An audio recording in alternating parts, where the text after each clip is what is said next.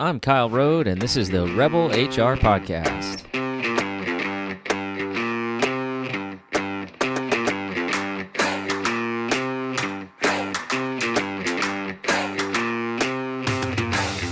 Welcome to the podcast. Rebel HR is a podcast for HR professionals who are ready to make some disruption in the world of work.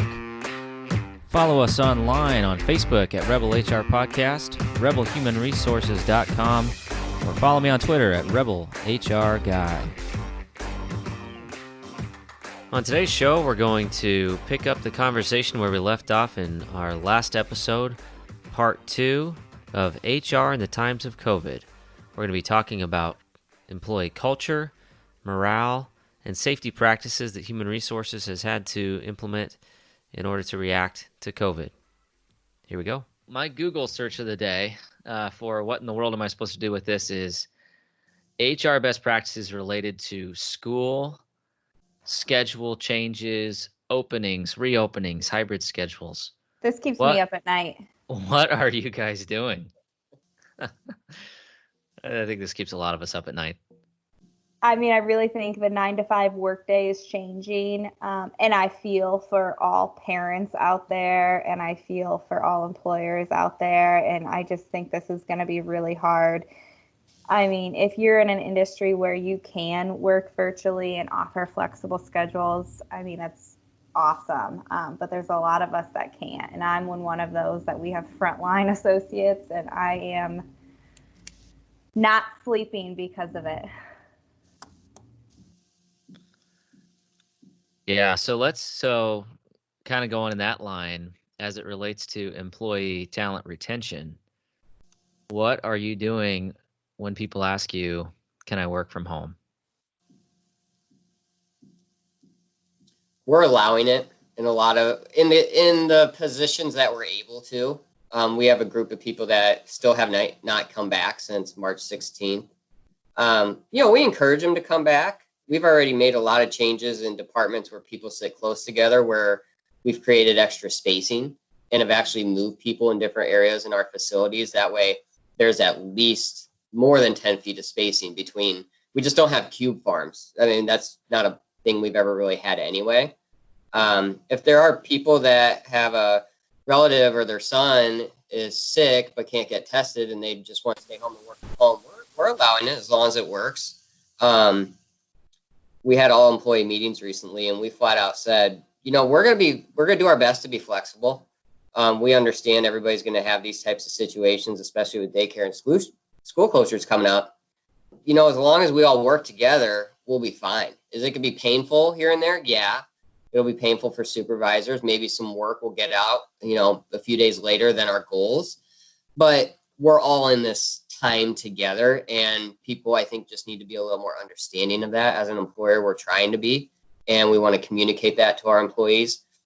Now, that's not saying the ones that will take advantage of the situation will get away with it, because we know who those people are. We've identified who those people are, and as long as they could show an effort in good faith that they're doing what they can to try and work with us as well, we'll work with them, and we'll all be fine. We'll all come out of this. And that's the best thing that we can do right now, because it's the unknown. It's the hypothetical rabbit hole of what ifs that we've been playing for 4.5 months. And we're just going to continue to work at it case by case and reassure our people, hey, we'll be all right. We'll work with you as best we can.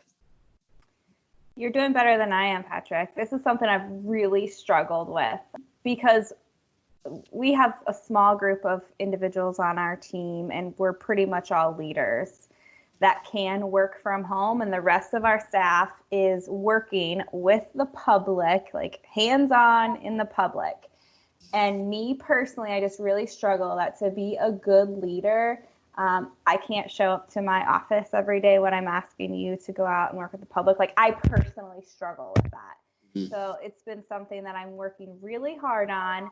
And actually, Sarah Noel Wilson, she has an awesome webinar on her website. It's called Leading with Empathy. And I've listened to that about 3 times, just when I find myself like, okay, I need to just kind of regroup, because this is okay, and kind of reset. And that's been really helpful for me. Yeah, where I struggle sometimes is our manufacturing staff that can't work from home, right? Yeah. Just like retail, and Kyle, I know you have it too. And if it's a situation where it's a school closure and maybe they're not a high wage earner here, yet they have to be home on 2/3 pay for 2 weeks or whatever, if your daycare closes, that hurts. It hurts the pocketbook and it hurts them. And that's all that they can do. And we're going to run it. We have ran into it. And we're going to run into more of it. And you got to take it case by case, right? That's all you can do. Yeah, I'm curious to see the work from home impact here after, God willing, COVID is gone. And, I think that the employers that can figure out ways to effectively work from home and continue to maintain teamwork, collaboration, productivity, efficiency, all that, are going to be in a position where they're going to have the pick of the talent pool versus employers that can't. And so for the employers out there, I strongly encourage you to think about the ramifications there. My organization, as an example, did not do work from home before this, threw together a policy in like a week to try to address some of the things that we thought might come up. And now this thing has just drug on. But we're also seeing challenges where the team is not collaborating as much. We're seeing some work challenges where people used to have conversations at the water cooler or happen by someone's office and have a conversation to solve a problem that they were facing, and just the general camaraderie of the office. I'll be curious to see how our workplace changes, but I'm concerned that if we do too much work from home, we're actually going to become very impersonal, and it could actually be bad for the culture. Yeah, I think we as HR and just leaders have to be very intentional about our culture and that as well. What I'm seeing a lot of is people, obviously when you're communicating in person, you have body language, you have all that other stuff, but really when you're just IMing or emailing all day, I have people, come to me was Bob mad at me the other day? He was super short, like with his emails, and just kind of trying to understand that. And then I've had a lot of people too just say they can't really get the vibe of what's going on in the business without being in the office. So I've been really intentional about really trying to over communicate what is happening, what's going on. So we're seeing that as well. One thing I want to add, Kyle, because there's a lot like my staff, they can't work from home. Like there's no way that we could work from home. So just what I keep going back to is like, okay, when and if this comes, how can we get creative with schedules to allow them to be able to do what they need to do with their family and at their home, and then also still make a living. So I think that's probably what we're going to see in the organizations that really don't have that option to work from home, is just get creative. Do you guys think this is going to be the end of the 40-hour work week? I don't. I'm going to take the opposite view. I think we're going to have a 50+ hour work week for people working from home because they can't shut it off. Mm-hmm. And that's one of the other concerns as I think about working from home, at least in the context of myself. I'm always at work because I have work available all the time, and I could literally deal with something work related 24 hours a day, 7 days a week. So, I get into the work-life balance concern, and everybody needs some level of rest. And if they can't get some level of rest, I get concerned about long-term sustainability as well. Yeah, I would concur with that. When you look at 40-hour work week, the Fair Labor Standards Act and DOL would just completely have to rewrite the script. And a lot of manufacturing businesses base their production time on 40-hour work weeks, and then the overtime, to hit their targets and goals and that sort of thing. I mean, business in general will just have to relook at how they're even scheduling work and their goals. Kyle, like what you said, when you're working in your office, and I've been in my office this whole time, home a few times, but when you're home, I'm still taking the laptop home every day. And when I get home, as I start dinner, I'll have the laptop open. That way I'm always connected. And when you're more connected, you're less rested, or you're drinking more in my case.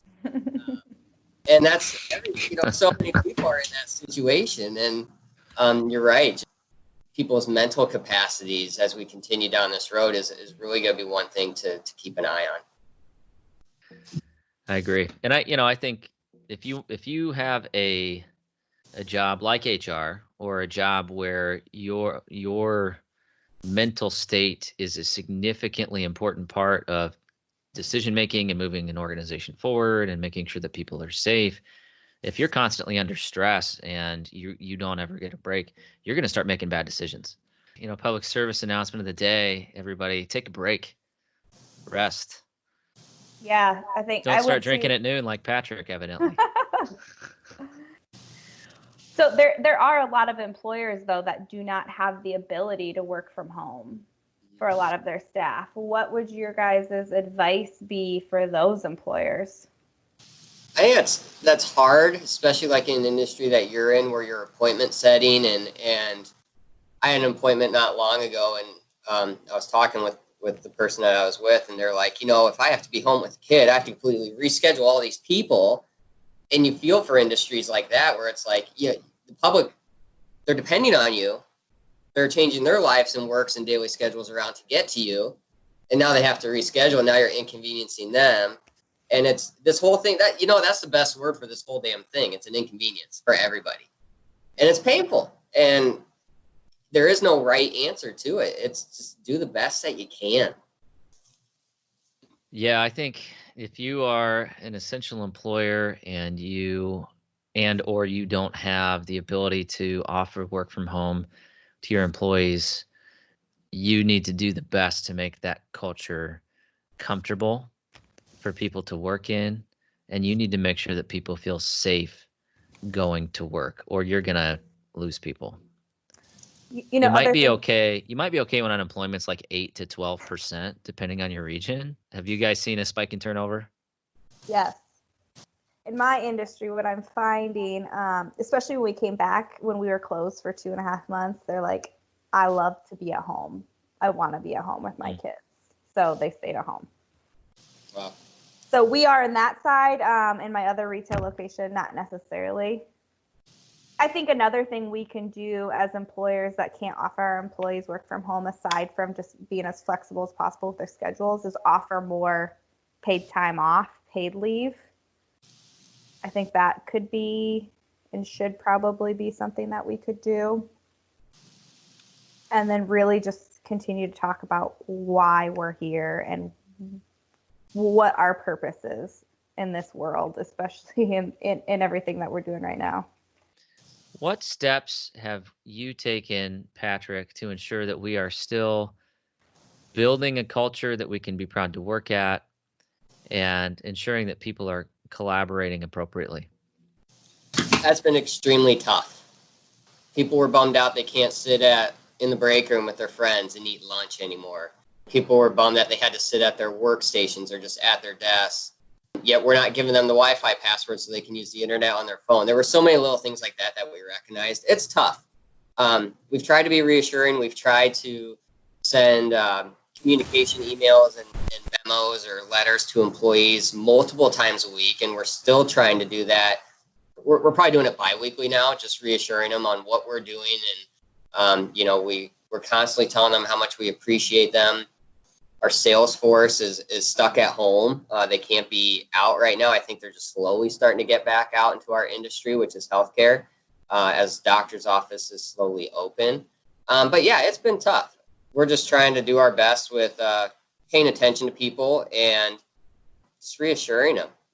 We can't bring in snacks anymore and things like that. The other day we brought in a taco truck. It was the first time we brought in food since early March. So that was nice. People loved it. We're going to do another one tomorrow. Any little thing you can try to do to show appreciation I think goes a long ways. We also have an employee incentive program that we're seeing supervisors incentivize employees a lot more with prizes, and that's been helpful. Molly, what are some of the things that you're doing? Yeah, so I am in an organization where we have several different locations, and I have been I have found the key to culture is working with our leaders, helping them understand how to create a good culture, because it's really the little things that they do. So a lot of training, a lot of just giving them ideas on here's some things that you can do, and also helping them understand people's mental states and how to, there's a lot going on, and they need to understand how to support their employees through it all. Otherwise, we're doing things. We're trying the virtual happy hours.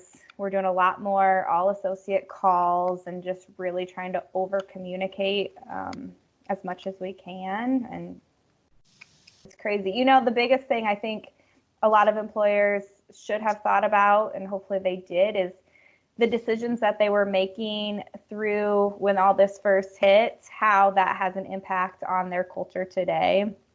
I just read this actually the other day, and it said there's been over a 70% increase in Glassdoor reviews mentioning layoffs and how they handled them during COVID. Isn't that crazy? That is crazy.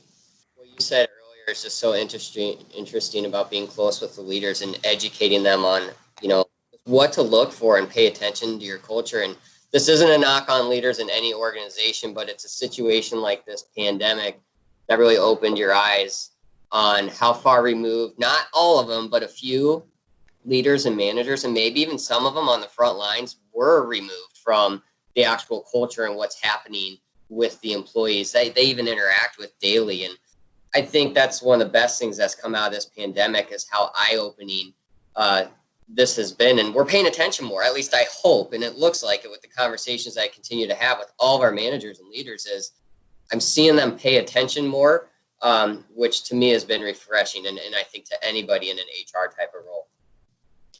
The other comment that I would make, I agree wholeheartedly. It's very difficult to build a culture when you're dealing with the level of concern and fear and societal unrest that we're dealing with.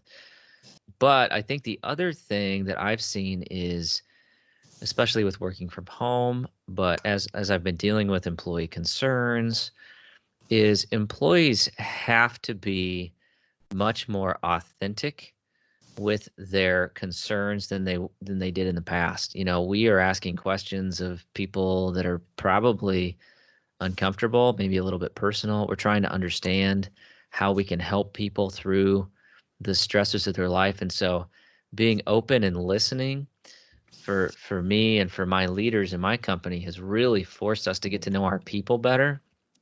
And I think from a culture building standpoint, how do we turn that into intentional and clear support of our employees outside of work in a way that helps them want to continue to work for me, right? Which is really easy to say on a podcast, but to actually do that day in and day out, it takes a lot of rigor and focus. And I agree with you, Molly, 100%. It starts with the frontline leader. It starts with the person that gets the concern brought to them about childcare or school or an ailing family member or themselves. And then that supervisor doing the right thing, being empathetic, and bringing that to the person that can help foster the appropriate response. And ultimately, I think this isn't just internal, right? You mentioned Glassdoor. I mean, anybody anywhere can go get a social media account and blast your company today and just make it miserable for, a PR person. A lot of times that's an HR issue. It falls on our plate. And so, we shouldn't do it for that reason, but just know that if you do the right thing for your team today and you treat your team right today, that will pay off tomorrow. Going back to your comments, Kyle, earlier about taking care of yourself, I think I'm seeing that with my leaders, and I think others are seeing it as well. People aren't using their vacation time anymore because what are they going to do? So then they're just getting burnt out. They're stressed. They're dealing with all this crap. So I think it's really important that we help them see the value of taking vacation, even if they can't go anywhere. This whole thing, a few half days, maybe 2 half days after this whole thing, you talk about mental break. I feel that too, and we all feel that. Starting Wednesday, I'm taking the rest of the week off, take a break and not do anything. And yeah, we're not going anywhere, but my head is full. Good. Yeah, I think take a break, even if it's a staycation and it's just putting the laptop in the closet for 3 days and putting on one of those really cryptic out of the office messages that says like, cell phone is not available, whatever it takes in your organization to get people to quit pinging you. Yep. Throw on the Tommy Bahama and the Crocs and call it good. Go. I'm disappointed you're not wearing that today. But you can only wear a Tommy Bahama shirt with one of those big straw hats, right? Yeah. I expect that next time. Yeah, that's the next dress code. And I want to see the Crocs. What color Crocs do you have, Patrick? The wife won't let me buy any. Oh. I hear they're making a comeback. My daughter wants Crocs so bad. They're coming back, I'm telling you. There you go. If anybody from the Crocs Corporation is listening right now and you want to do affiliate marketing, here you go. We've got an audience for you. Molly's daughter. Yeah, or parents that just want to, be the cool parent and know what's going on. All you listeners that love Crocs, you do you. So one of the things that I've seen on my team that's actually been really kind of surprising has been the fact that morale has been fairly good. As I've had people start to return to the office and get back into a routine, start to see people that they didn't see for months. And, I feel like the sense of camaraderie has actually increased now that we're back in the office. Molly, what have you seen at your organization as it relates to employee morale? Exactly the same thing, actually. We've been very fortunate. I think people are just feeling good to get into this new sense of normal and back to just social interaction. I would say also our business is booming right now, so that always helps. We've got commissioned employees, so when they're making money, they're happy. So that always helps. But no, people are in real good spirits coming back. I think the weather has helped as well, and just like I said, connection. I think the only thing that I'm seeing and that we're navigating through, which I'm sure all of us are just the different opinions on what's happening with the world. Things like masks, are they effective? Are they not effective? So we are just, my job has really been to try to moderate that. But other than that, everything's going real well. You mean there's differences of opinion? Who knew? Tell you, Facebook is. Oh, yeah. Do you know how many of my high school friends have become experts in the field of epidemiology in the last few months? It's crazy, very right? Impressive. Yeah. It's been pretty cool. Do you know what I tell people when they say, "Hey, I really don't like wearing this mask"? What? Too bad. Suck it up. Pretty much. Little tough love. Let's get out of it quicker, so slow this crap down so our kids can go back to school. And I just think let's all be respectful of business policies. Yeah. Like whether or not you believe in it or not, if somebody has a sign saying masks are required here, don't be an asshole. Put on your damn mask and shut up.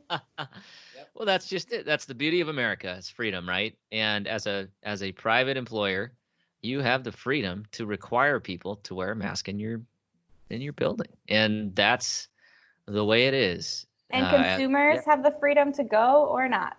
Exactly. Yeah. If you don't like it, you can express yourself through not shopping there. And regardless of not whether you believe in it or not, as a business owner and leader, if it's something that can protect us and protect, even if we don't believe it's going to protect the health, if it can protect keeping our organization open, do it. Yeah, I agree. From my perspective, so we require masks in our offices as we've started to bring people back. And from my perspective, whatever your opinion is, wearing a mask makes a large number of people much more comfortable in the workplace. And you may not agree, or you may adamantly disagree that wearing a mask is a good idea. But if it can make someone more comfortable in the workplace and make your coworkers more comfortable being around you or even in the same building as you, why wouldn't you do it? Yeah. And that's the conversation that I've had with people who have been objectively angry about wearing a mask. We're in the service industry, so I'm very fortunate to get reviews. That has helped us immensely with the buy-in of masks. For a while there, I was posting every day because we'd get so many reviews like, oh, I felt so safe going there. Everybody was doing the right things. So that was really helpful for me getting the buy-in of my team. Patrick, are you anti-masker? No, we actually, when the executive order out of Minnesota came out two Thursdays ago, that applied to private business as well. So we actually do have a location that we enforce it. We don't enforce it company-wide, only when you can't socially distance, though. That's the recommendation. And you know what? It's been fine when people are walking through, areas that they're going to cross paths with somebody. They're wearing them. That's fine. We haven't forced it yet, just because our building is so spread out and all of our people are so spread out. And quite a majority of them just have private offices. And our recommendation is if you have private offices, stay in your office. If you need to have meetings, do it through Zoom. So we have so many people that have Zoom accounts now. So there's not really a whole lot of face-to-face interaction anymore. I don't know what percentage of people actually wear them here. It's not a ton, but they do. And it's been fine. If someone told me 10 years ago, you'll be implementing a mask policy that requires people to wear a mask in the workplace, I would have thought it was some nut job wearing aluminum foil on their head looking for UFOs, but guess not. And now UFOs are real too. So, I can't even use that analogy. What a weird year. Oh yeah. And then since we last spoke, there's a coin shortage now. We're just adding to it. How many coins do you guys use? Is that really a big concern for a large number of Americans? According to Facebook, it is. Okay. What's the newest crisis for August? Has anybody heard the hot tip on August crisis yet? Back to school. Back to school. Do we or don't we? All right, guys. Thank you again, as always. I love the conversation. I always learn something from talking to both of you, and you always challenge me to do better in my day-to-day. So sincerely appreciate the time spent. I'm going to close up with the last hard-hitting question. So it's a Monday when we're recording this in early August. Molly, what are you drinking tonight? Yeah, I'm really excited about this question because I just got some new beer from Colorado. It changed my life. It's a chili beer. So it's an ale, which I usually hate ale, so I'm surprised I like this. But it's got like a jalapeno chili taste. It's amazing. Molly likes spice in her life. Patrick, what are you drinking tonight? I want to go find that mustard beer. I am not with you on that train. What is that? There is some brewery that's partnering with French's Mustard and making a citrus wheat ale with 150 pounds of French's Mustard, and I need to find it. I'm sorry, guys. I had to mute because I was like literally gagging at the time. I was going to say, you guys can't see what we're doing, but Kyle and I over here like trying to hold it together. Nasty. No, it's 4:40, so I think by now my wife has thrown our bottle of Pinot Grigio in the freezer, and that will be gone tonight. Kyle, Mustard beer. What am I drinking? I'll probably down a session IPA because I got to get up and do it again tomorrow. So no hangovers on Tuesdays for this guy. Good stuff, guys. Mustard beer. I just don't even know. I'm gonna find it and I'll get it to you. Oh, if you guys could see the recording of this call right now, this is the most dry heaving that I've seen on a Zoom call the entire quarantine period. Oh, thanks for making me laugh, guys. Great conversation. As always, if you are looking to connect with us, if you are needing some guidance, if you are a candidate looking for a job, if you are an employer looking for some moral support, or somebody to just share a conversation and maybe cheers over a mustard beer, hit us up. Molly Burdess, Patrick Moran, or Kyle Rode. We'll have all of our social media links in the show notes. So with that, thanks, everybody. Stay safe, stay well. Follow us on Facebook at Rebel HR Podcast, Twitter at Rebel HR Guy, or see our website at rebelhumanresources.com. The views and opinions expressed by Rebel HR Podcast are those of the authors and do not necessarily reflect the official policy or position of any of the organizations that we represent. No animals were harmed during the filming of this podcast. Baby.